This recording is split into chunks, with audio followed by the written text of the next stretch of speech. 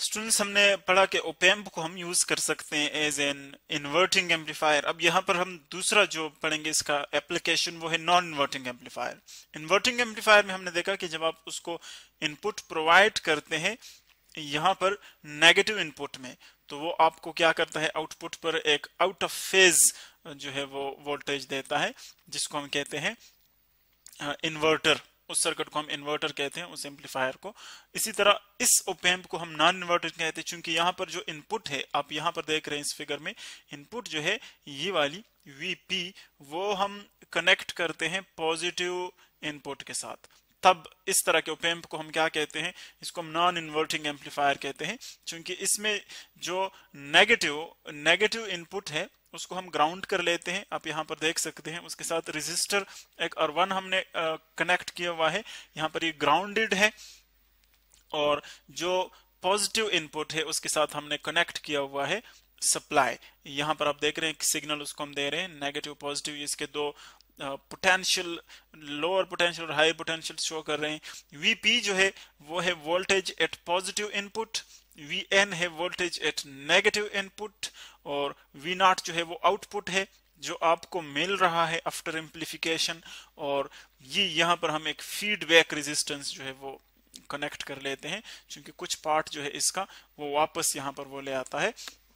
सो यहाँ पर जो करंट मूव कर रहा है इस रेजिस्टर के थ्रू, उसको हम I1 से शो करते हैं। यहाँ पर जो करंट है उसको हम I2 से शो कर रहे हैं। ये हमारे पास एक बनता है नॉन इन्वर्टिंग एम्पलीफायर, क्योंकि हम जानते हैं कि जो ये वाला पॉइंट है यहाँ पर नेगेटिव टर्मिनल में, उसको हम इस पॉइंट को इसको हम कहते हैं वर्चुअली ग्राउंडेड, जिसको पहले भी हम डिस्कस कर चुके हैं। वर्चुअली ग्राउंडेड का मतलब ये है कि ये एक्चुअली ग्राउंडेड नहीं है ये पॉइंट, बल्कि ये एक्ट कर रहा है एज अ ग्राउंडेड पॉइंट, तो इसीलिए इसको हम कहते हैं वर्चुअली ग्राउंडेड। और चूंकि वर्चुअली ग्राउंडेड है और इन पॉजिटिव और नेगेटिव जो टर्मिनल्स है इनके दरमियान कोई करंट फ्लो नहीं करता, इसका मतलब है कि इन दोनों का जो पोटेंशियल है वो क्या है, वो सेम है। क्योंकि हम जानते हैं कि करंट फ्लो नहीं करता, तो इनका मतलब ये है कि पोटेंशियल उन दो पॉइंट्स पर इक्वल है तब फ्लो नहीं कर रहा। अगर पोटेंशियल डिफरेंट होते फिर वहां पर करंट फ्लो करता है। सो हम लिख सकते हैं कि जो यहाँ पर पोटेंशियल है, जो यहाँ पर पोटेंशियल है और जो यहाँ पर पोटेंशियल है, वो तीनों सेम है, अप्रोक्सीमेटली सेम है।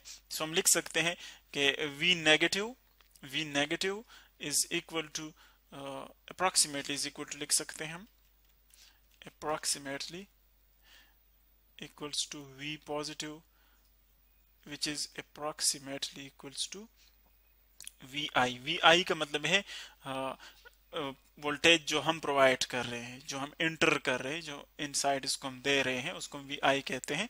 सो अकॉर्डिंग टू दिस सर्किट आप देख रहे हैं कि यहाँ पर आपको जो आउटपुट मिल रहा है, फर्स्ट ऑफ ऑल तो है कि ये फेज में होंगे, यानी यहाँ पर अगर हम यूं एक सिग्नल प्रोवाइड कर रहे हैं, इसको ये एक सिग्नल प्रोवाइड कर रहे हैं इस एम्पलीफायर के बाद, वो हमें मिलता है बिल्कुल इसी तरह फेज में मिलता है, लेकिन उसका जो एम्पलीट्यूड है देखिए वो बढ़ जाता है, यूं वो एम्पलीफाई हो जाते हैं, यानी एम्पलीफाई भी हो जाता है और एक ही फेज में हमें मिलता है। तो इसीलिए इसको हम कहते हैं नॉन इन्वर्टिंग एम्पलीफायर।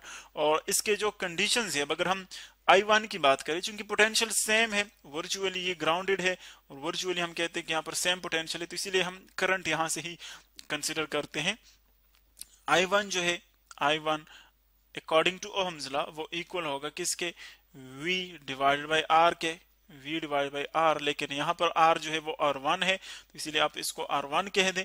और जो V है वो एक्चुअली क्या होगा, यहाँ पर जो पोटेंशियल होगा, यहाँ पर इस रेजिस्टर के बाद, चूंकि रेजिस्टर से जब पोटेंशियल आप अक्रॉस उसके मेजर करते हैं सो वो ड्रॉप हो जाता है, यानी यहाँ पर कुछ और वैल्यू होगी, यहाँ पर कम होकर कुछ और वैल्यू रह जाएगी, उसकी ड्रॉप हो जाता है। तो इसीलिए यहाँ पर जो वोल्टेज होगा वो हम मेजर करेंगे। फर्स्ट यहाँ पर चूंकि ग्राउंडेड है सो वो 0 हम लेंगे, ग्राउंडेड सॉरी यहाँ पर चूंकि ये वर्चुअली ग्राउंडेड है ये वाला पॉइंट, तो वहां पर हम 0 लेंगे पोटेंशियल, माइनस जो हम अप्लाई कर रहे हैं वो है VI डिवाइडेड बाय R1। ये एक्चुअली इन दोनों के दरमियान जो ड्रॉप आ रहा है वही वोल्टेज को हम शो कर रहे हैं, यानी फर्स्ट जो फाइनल पॉइंट है यहाँ पर वो 0 है और इनिशियली हमने VI अप्लाई किया, सो चेंज कितना आ गया, 0 minus VI divide by R1। सो ये इक्वल हो जाएगा minus V I divided by R1। ये फर्स्ट R1 के लिए आ जाएगा, इलेक्ट्रिक करंट की वैल्यू उसके लिए आ जाएगी। अब अगर हम R2 या RF के अक्रॉस I2 देखें तो देखिए उसकी वैल्यू हम किस तरह कैलकुलेट करेंगे। I2 की वैल्यू अगर हम देखें, I2 इसको आप इक्वेशन 1 कह सकते हैं। I2 को अगर आप देखें तो I2 में क्या होगा, अब इसके बाद जो वोल्टेज में ड्रॉप आएगा वो होगा V minus minus V not, V minus minus V not. चूंकि V माइनस जो है वो यहाँ पर है, अब चूंकि R2 से जब पास होगा तो यहाँ पर ड्रॉप यहाँ तक आ जाएगा। देखिए यहाँ पर जब करंट पास होगा इससे यहाँ तक अक्रॉस तो इसमें भी ड्रॉप आ जाएगा। तो हम कहेंगे यहाँ पर जो ड्रॉप आ जाएगा वो होगा V माइनस माइनस फाइनल जो है वो V नॉट है, यहाँ पर इसके अक्रॉस ड्रॉप आ जाएगा। तो इसीलिए हम यहाँ पर लिखेंगे V minus minus V not divided by, आप इसको RF या R2 कह सकते हैं, यह आ जाएगा। यानी I2 की जो वैल्यू है वो हम सिंपली यूं लिख सकते हैं V minus minus V not divided by RF। ये I2 जो करंट अक्रॉस RF है उसकी वैल्यू आ जाएगी I2 की वैल्यू। अब चूंकि हम जानते हैं आइडियली के इन दोनों टर्मिनल्स के दरमियान यहाँ पर कोई करंट फ्लो नहीं कर रहा यहाँ पर, तो इसीलिए I2 जो है वो आइडियली इक्वल है I1 के। ये I1 है और ये आ जाएगा I2, ये दोनों आइडियली इक्वल है, तो इसीलिए हम इन दोनों को इक्वेट कर सकते हैं। और जब हम इन दोनों को इक्वेट करेंगे तो देखिए इन दोनों को इक्वेट कर ले तो आ जाएगा I1 is equal to I2। अब इन दोनों की वैल्यूज पुट कर ले, सो I1 की वैल्यू आ जाएगी minus VI by R1 is equal to V negative minus V not by R2 या RF आप इसको लिख सकते हैं, इसकी वैल्यू ये आ जाएगी।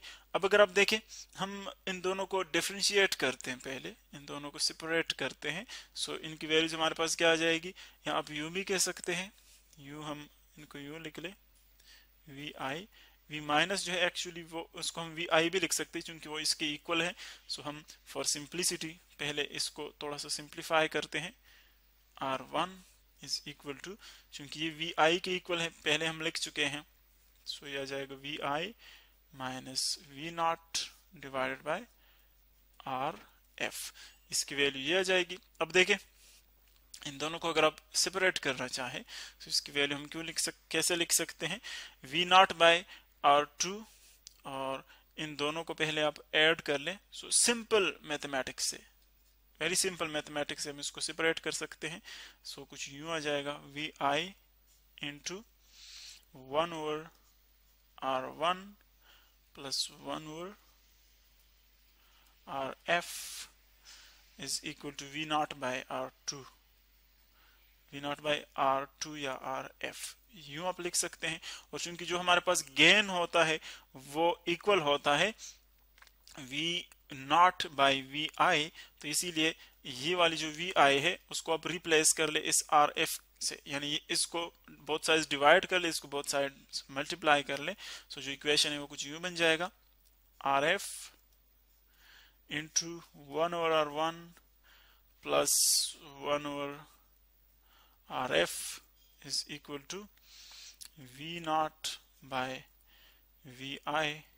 अब चूंकि ये गेन के इक्वल है, ये चीज किसके इक्वल है, output voltage divide by input voltage, ये गेन के इक्वल है, तो इसीलिए इसकी जगह हम गेन लिख सकते हैं, इसको हम A से भी डिनोट कर सकते हैं, A इज इक्वल टू, इसको अगर आप मल्टीप्लाई कर ले बोथ साइड्स इन दोनों से तो ये बन जाएगा RF by R1 plus RF by RF, ये दोनों कैंसिल आउट हो जाते हैं।